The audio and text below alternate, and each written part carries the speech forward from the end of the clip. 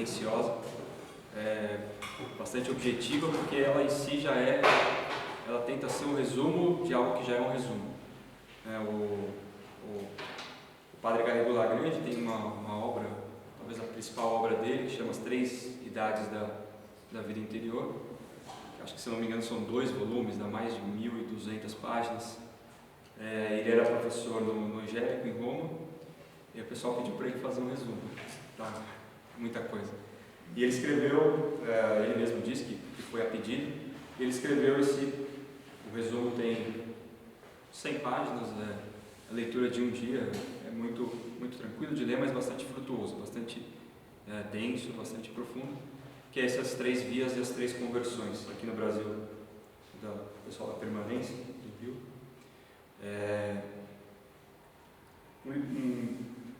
O livro em si, então, aqui já é um resumo de algo que também não é algo que o Padre Garrigou Lagrange inventou, né? Algo que essa concepção de 3 idades de vida interior já é algo que vem desde os padres da igreja, não necessariamente com essa mesma terminologia, não necessariamente com os mesmos termos, mas é uma ideia que não é novidade. Né? Sobre o livrinho, então, é um resumo dessa obra das 3 idades da vida interior, o tema progresso da vida espiritual. Ele vai fazer o paralelo com as nossas 3 idades, crianças, jovens e adultos. Ele vai falar um pouco da questão das almas retardatárias, aquela questão, aquela máxima de que na vida espiritual quem não progride, regride. Então as idades são as vias e as transições, as mudanças entre as idades são as conversões. As principais referências que ele usa no livro é o livro Diálogo, de Santa Catarina de Sena, A Noite Escura, de São João da Cruz, e diversas referências a São Tomás de Aquino. Falando um pouco do autor, um pouco antes de começar, para ter um pouco de contexto, esse é o Padre Garrigou Lagrange. Nasceu na França no final do século XIX, morreu em Roma em 1964, morreu católico.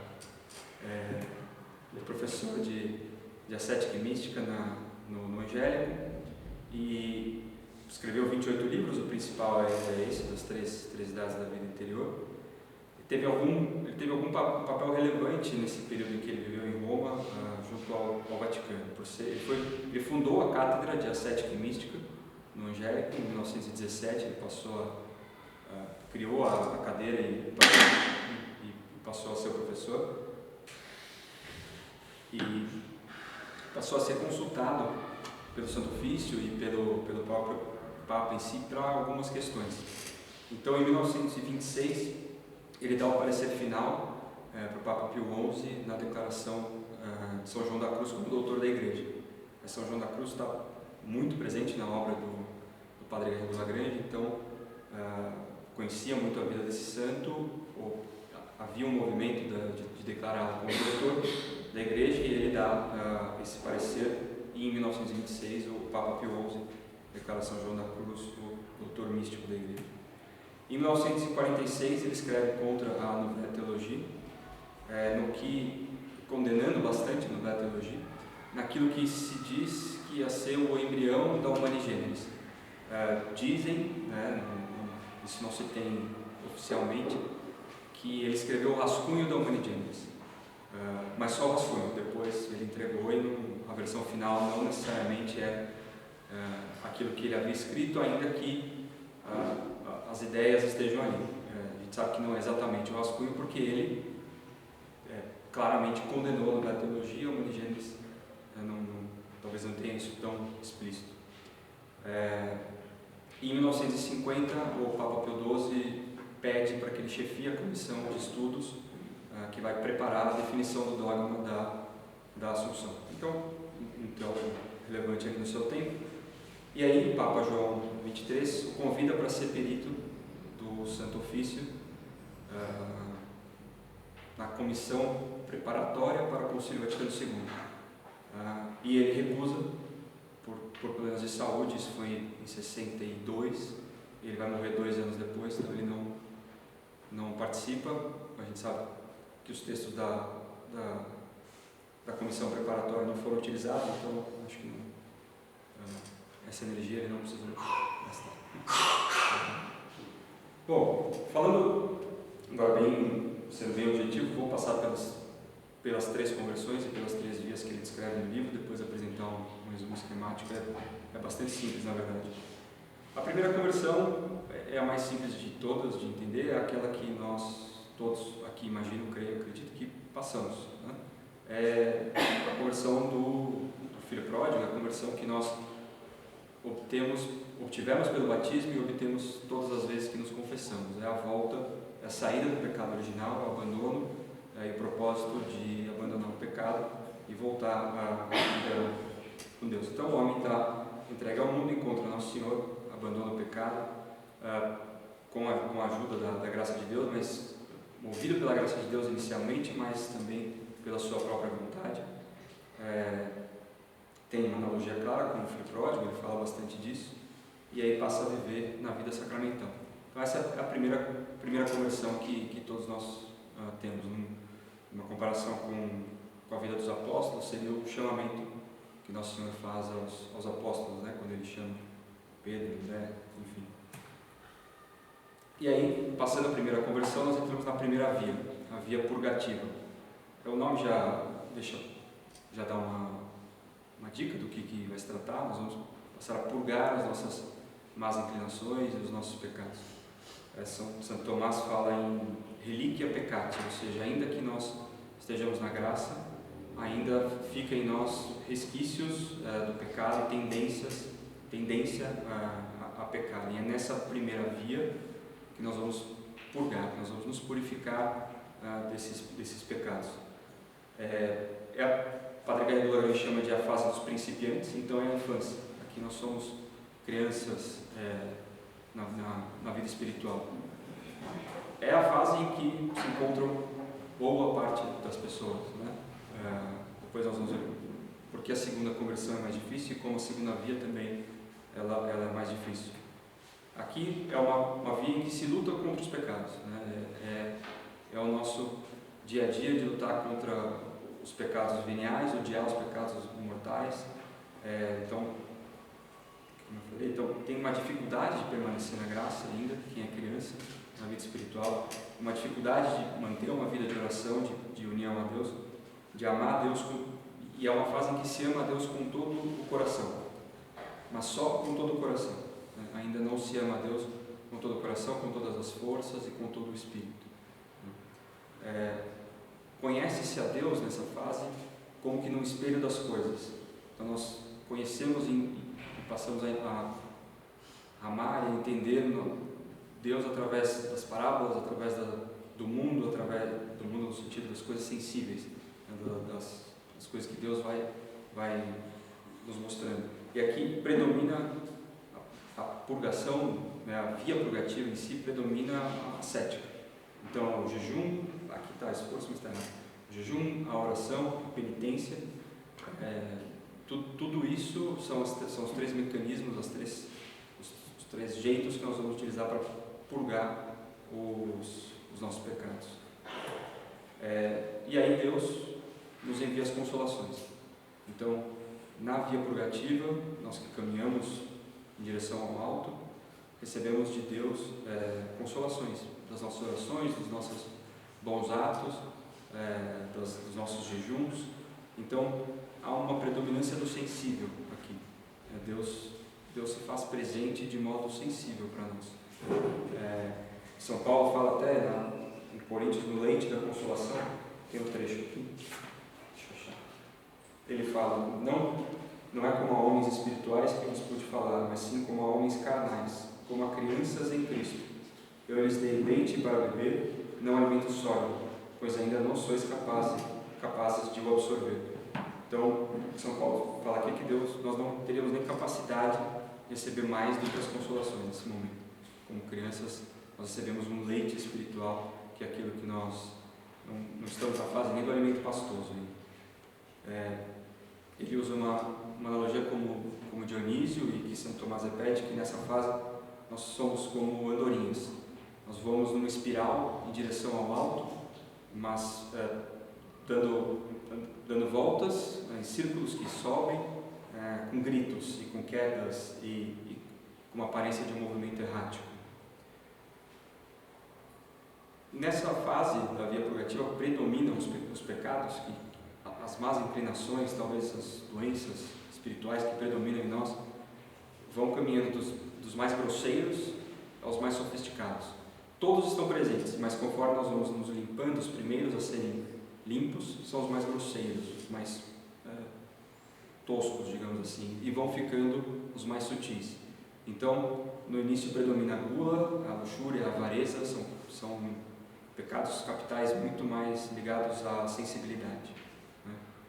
Depois ficam aqueles que são um pouco mais psicológicos, digamos assim, então a ira, a tristeza, a assídia, e quando nós conseguimos nos limpar desses, nós vamos nos achando muito perfeitos e muito bons, porque nós já não temos mais gula, já não temos mais a avareza, que é algo nítido e patente, e aí sobra a soberba e a vaidade, né? Que são os últimos aos quais a gente tem que lutar e combater antes de se converter novamente, de passar pela segunda conversão. Eu coloquei essa imagem daquele quadro do Caravaggio, de São Pedro. Ele diz que nesse momento São Pedro passa pela segunda conversão, quando ele nega Cristo 3 vezes e depois se arrepende.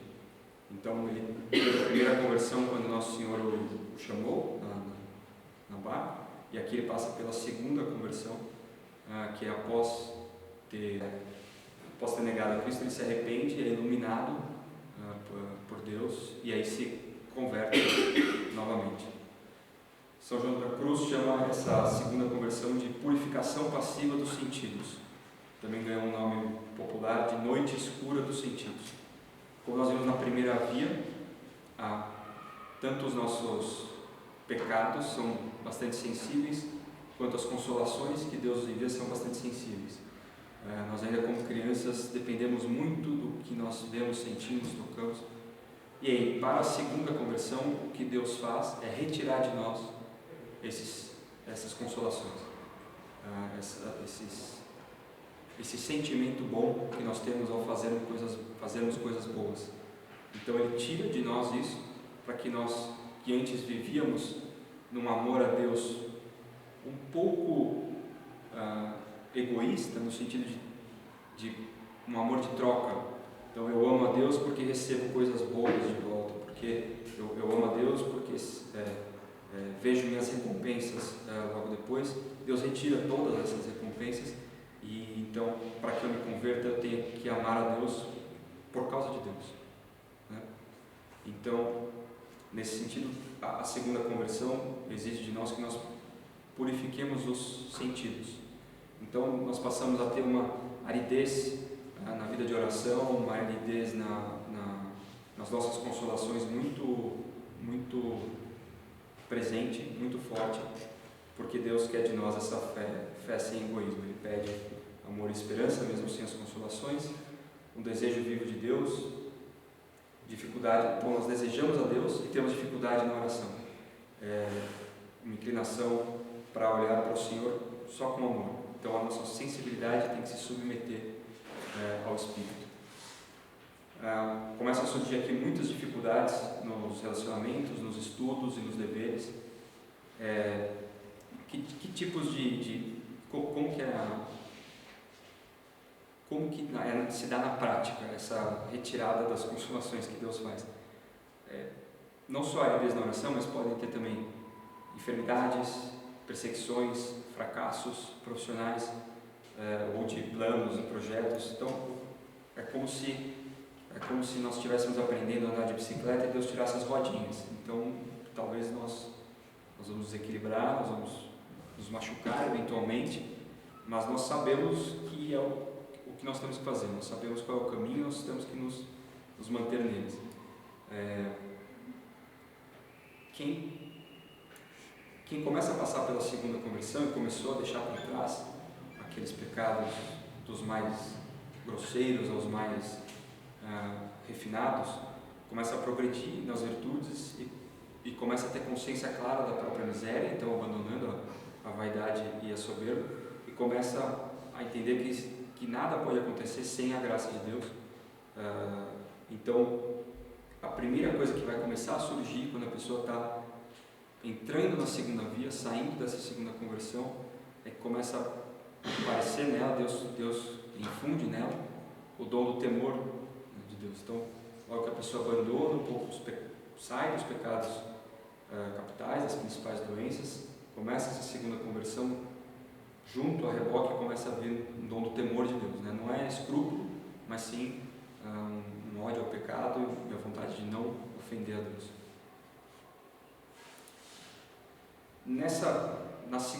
A partir da segunda conversão, o padre Garrigou Lagrange era professor de ascética e mística. Se na primeira via, na primeira conversão, prevalecia a ascética, agora talvez prevaleça um pouco a mística.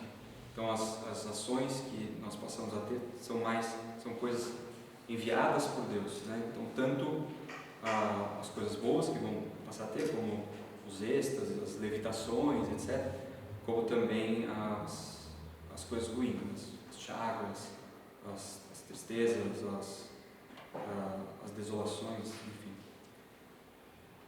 Começa a surgir muito nessa etapa, então, tentações contra a castidade e contra a paciência, porque são virtudes muito ligadas à sensibilidade.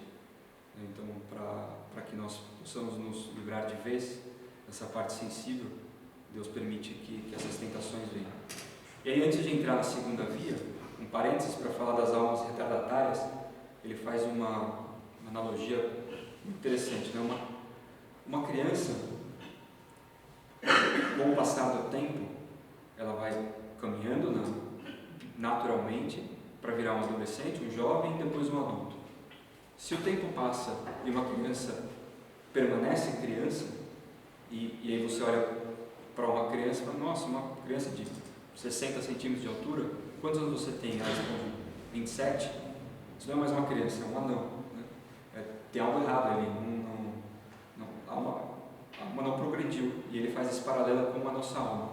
Se a alma, se nós estamos na infância espiritual, não progredimos para a juventude, depois para a vida adulta espiritual, nós ficamos como que almas retardatárias, almas que ficaram para trás. Nós não viramos, ele diz, um adulto não é uma criança aumentada. Um adulto é diferente de uma criança. O corpo é diferente, as preocupações são diferentes, o modo de vida é diferente, os deveres são diferentes. Então nós não podemos permanecer como crianças conforme o tempo passa. Nós temos que continuar evoluindo. Então, aqui eu coloquei como São Bernardo, mas é uma frase bastante difundida, de que na vida espiritual quem não progride recua. Fecha parênteses. Entrando na segunda via, a via iluminativa, aqui ele faz essa referência que eu achei bastante interessante, coloquei essa gravura do, acho que é Giotto, não é? Giotto. Aqui está Lázaro, Marta e Maria. Então ele faz um paralelo como se a primeira via fosse Marta, que se preocupa com as coisas do dia a dia, com as obrigações, e a segunda via já é Maria, que se preocupa, que tem uma vida de contemplação, uma vida um pouco menos apegada aos afazeres e mais apegada à contemplação de Deus. Né? Peso paralelo não é estritamente isso. O padre Garrigou Lagrange chama de a fase dos avançados, ou seja, a idade jovem. Nesse momento nós estamos na saúde espiritual, então nós vencemos lá os 7 pecados capitais, passamos pela segunda conversão, purgamos esses pecados e agora estamos num estado de saúde. Então, agora nós vemos mais do que a fuga dos pecados, nós passamos a tentar imitar Nosso Senhor, evitando também as imperfeições. Então começa a surgir um desejo vivo da glória de Deus, da salvação das almas, de todas as almas, e uma facilidade em rezar e no agir, imitando a Nosso Senhor. Então agora se antes nós amávamos a Deus de todo o coração, agora nós amamos a Deus de todo o coração e de toda a nossa alma. Passam a predominar em nós, então, os dons do Espírito Santo, também de forma gradativa. Se antes nós tentávamos eliminar os pecados de forma gradativa, agora também os dons do Espírito Santo começam a ser enviados por Deus, para nós também de modo gradativo. Primeiro o temor de Deus, depois piedade, fortaleza, conselho, ciência e entendimento. falta um, né? Sabedoria. A sabedoria vai estar muito mais presente na terceira via. Então, passa a segunda via iluminativa, a segunda via que é chamada iluminativa, então, nós nos despimos, nós perdemos um pouco aquele vínculo sensitivo na vida espiritual e passamos a viver por um amor, por uma fé mais pura, digamos assim, uma fé que depende muito menos das coisas que acontecem e muito mais do quanto eu amo a Deus, de fato. Então, como eu falei, né, muito provável que a maioria das pessoas esteja sempre navegando entre a primeira e a segunda. A gente, às vezes, consegue passa pela segunda conversão, está na segunda via, talvez, e aí cai, volta para a primeira via. Ele até comenta no livro, que Santo Tomás fala, né, que quando quem cai no meio do caminho e se levanta, não volta para o começo da montanha, mas se levanta de onde parou. Então, quem está na segunda via e acaba eventualmente retornando para a primeira, vai ter que passa pelo processo novamente da segunda conversão e da entrada na segunda via, mas de modo mais rápido, mais fácil, né? A alma está mais preparada, mais fortalecida para isso. Então vem a terceira conversão. Aí, São João da Cruz chama de a purificação passiva do espírito, que ganhou um nome popular e aí é muito mais conhecido como Noite Escura da Alma. O nome do livro dele é Noite Escura, e teve uma época que ficou bastante popular, muita gente queria ler o livro, né, da Noite Escura de São João da Cruz, mas talvez sem ter a teoria de que precisava passar primeiro pela primeira conversão, pela primeira via, pela segunda conversão e pela segunda via. Talvez estudar a Noite Escura da Alma fosse algo um pouco mais para frente ainda, né? Não é algo que se aplica a todo mundo. Até o padre da Regula Grande fala que a terceira conversão é de fato a conversão para os santos, né? Existe um paralelo que foi feito até pela forte presença de São João da Cruz e da espiritualidade carmelita, de certa forma, com as moradas. Então, o paralelo que se faz é que a terceira via seriam a sexta e a sétima moradas. Então, já é algo quase no salão principal do castelo interior ainda. Então, a conversão da segunda para a terceira via, a alma começa, a alma que está bem na segunda via, começa a se acomodar, começa a ter um orgulho inconsciente, uma certa acomodação mesmo por estar muito bem, por rezar muito bem, por praticar as virtudes, por perceber que caminha mesmo na imitação de Cristo, ama o Nosso Senhor, trabalha por Ele, mas ainda não se esquece o bastante de si. Começa a achar que tem muito mérito nisso que está acontecendo. Se esquece da própria miséria e começa a reparar muito na miséria dos outros. É uma característica bem latente que o Padre Regula Grande comenta. Então, a alma entra numa crise, né? Ela está despojada das consolações por causa da primeira conversão e agora também das luzes que ela recebia sobre os mistérios da fé. Então, ela fica sem nada. Então, se antes Deus retirou as consolações sensíveis, agora na terceira conversão, Deus se retira. Então, a pessoa, mais do que a noite escura dos sentidos, é a noite escura da alma em si. A pessoa se encontra num estado em que ela não... Quase, Santa Teresa d'Ávila passou por essa noite escura da alma e ela descreve como um momento em que ela não estaria até na dúvida se Deus de fato existe, pois não percebe ele, não vive de forma quase que mecânica a religião. E então, se antes Deus queria que nós vivêssemos a fé por Ele, sem nada sensível, agora Ele quer uma fé mais pura ainda, que nós o amemos simplesmente pela fé, por sabermos que Ele de fato deve ser amado. É uma aridez sensível e espiritual tremenda, é como se Deus se retirasse e aí vem as tentações contra as virtudes teologais, contra a fé, contra a esperança e contra a caridade. É quase que um abandono, né? a terceira conversão, perdem-se muitas vocações. As vocações, quando esbarram na terceira conversão, ficam desnorteadas. Mas claro, voltam para a segunda via e iniciam o caminho novamente.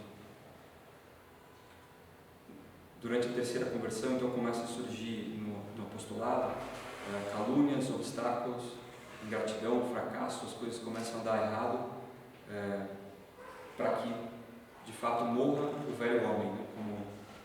Como São Paulo coloca em Efésios, acho que já podia.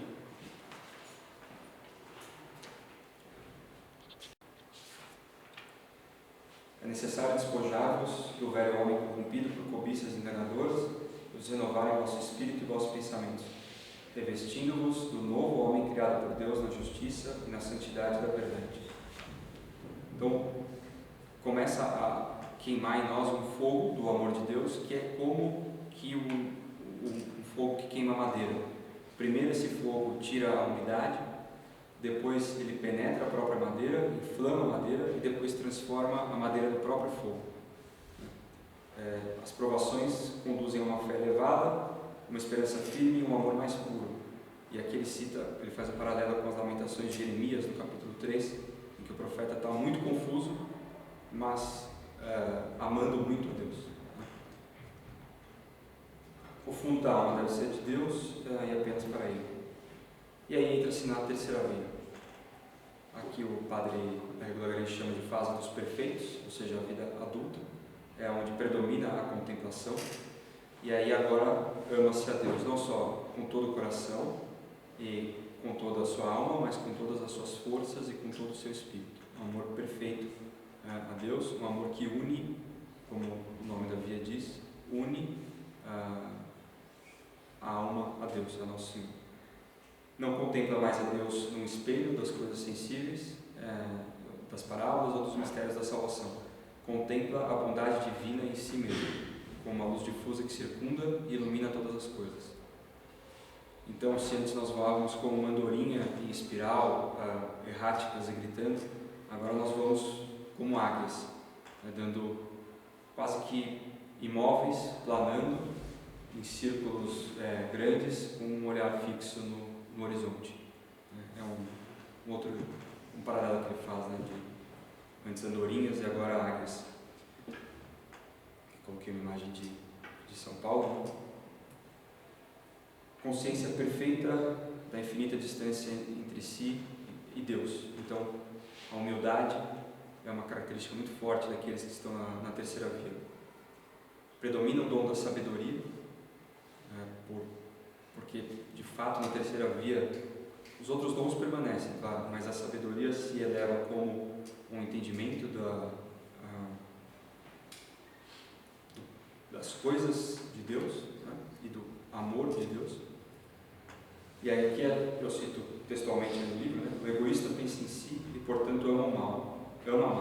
O perfeito, como pensa sempre em Deus, ama não só fugindo do pecado ou imitando as virtudes de Nosso Senhor, mas, e ele cita Santo Tomás, aderindo a Ele, fruindo dele. E isso é próprio dos perfeitos que desejam partir para estar sempre com Cristo. Então é puro amor a Deus e às almas. Como existe esse amor a Deus e às almas, há um zelo apostólico ardente também.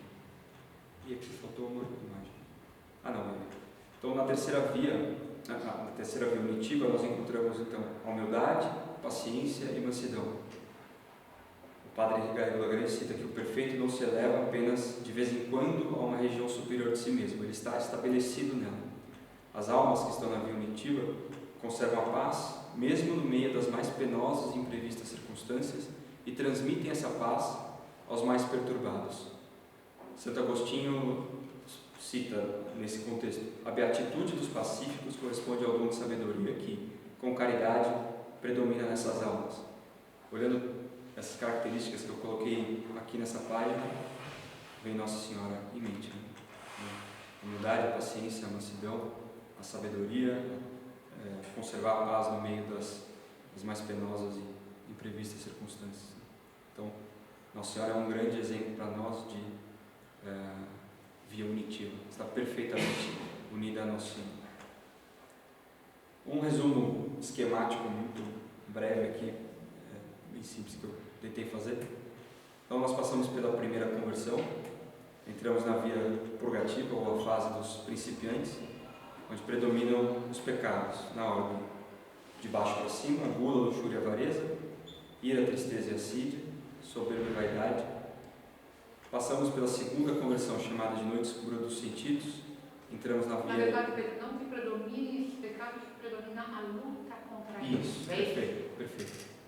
Porque a gente se converter significa que a gente está se livrando. Isso, perfeito. Nós vamos ganhando a luta dos pecados mais, ele chama de grosseiros, e começando a lutar contra os mais sofisticados, digamos assim. Aí nós entramos na via iluminativa, a fase dos avançados, que predominam os dons do Espírito Santo. Também de baixo para cima: temor, piedade, fortaleza, entendimento, conselho e ciência. Vem a terceira conversão, da noite escura da alma. Através da noite escura da alma, entramos na via unitiva, que é a fase dos perfeitos, onde predomina o dom da sabedoria. Na primeira via, entre a primeira e a segunda conversão, nós temos predomina a ascética, depois a mística. Acho que era isso. Podemos rezar, então?